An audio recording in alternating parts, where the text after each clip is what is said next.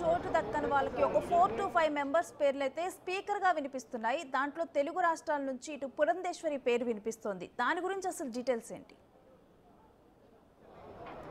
Right. ఇప్పుడు ఏదైతే బీజేపీలో మాజీ ముఖ్యమంత్రులుగా అంటే కొంతమంది ముఖ్యమంత్రులు చేసి ఇప్పుడు గెలిచిన వారు మాజీ కేంద్ర మంత్రులు ఎవరైతే సీనియర్ నేతలు ఎవరైతే ఉన్నారో వారికి కేంద్ర మంత్రి స్పీకర్గా ఛాన్స్ ఇచ్చే అవకాశం ఉందంటూ కూడా ప్రచారం జరుగుతుంది. దాంట్లో ముందు వరుసలో ఏపీకి సంబంధించిన ఏపీ బీజేపీ అధ్యక్షులు పురంధేశ్వరి పేరైతే ముందు వరుసలో ఉంది. ఇటు మరోవైపు బీజేపీకి సంబంధించిన మధ్యప్రదేశ్ మాజీ ముఖ్యమంత్రి శివరాజ్ సింగ్ చౌహాన్, హర్యానా మాజీ ముఖ్యమంత్రి మనోహర్ లాల్ ఖట్టర్, ఇలా కర్ణాటక మాజీ ముఖ్యమంత్రి బసవరాజు బొమ్మాయి, ఇలా వీరి పేర్లు కూడా ఈ స్పీకర్ రేసులో ఉన్నట్లు తెలుస్తుంది.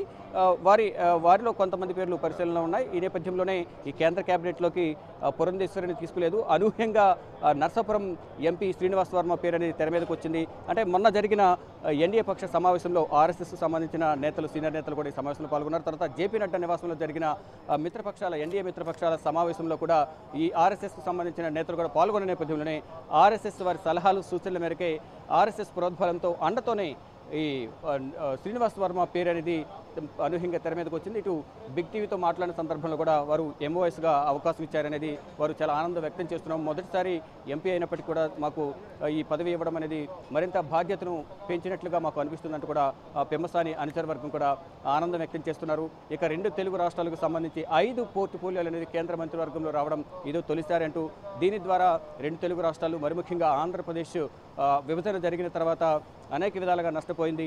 ఈ 3 పోర్టుఫోలియోల ద్వారా రాష్ట్రాన్ని అభివృద్ధి చేసుకోవచ్చు. మరోవైపు కేంద్ర ప్రభుత్వం నుంచి అనేక హామీలు అనేవి ఏపీ రాష్ట్రానికి, టీడీపీకి అనేక హామీలు ఇచ్చారు. ఆ హామీల ద్వారా రాష్ట్రాన్ని అభివృద్ధి చేసుకోవడం కానీ, ప్రత్యేక హోదా, పోలవరం పూర్తి చేయడం కానీ, ఇలా ఆర్థిక రంగానికి సంబంధించి ఆర్థికంగా కేంద్ర ప్రభుత్వం సహకరిస్తుందనేది ఇటు టీడీపీ నేతలైతే ధీమా వ్యక్తం చేస్తున్నారు. రాష్ట్రాన్ని ఈ 5 సంవత్సరాల కాలంలో మంచిగా అభివృద్ధి చేసేందుకు కేంద్ర ప్రభుత్వం కూడా మాకు సహకరిస్తుంది.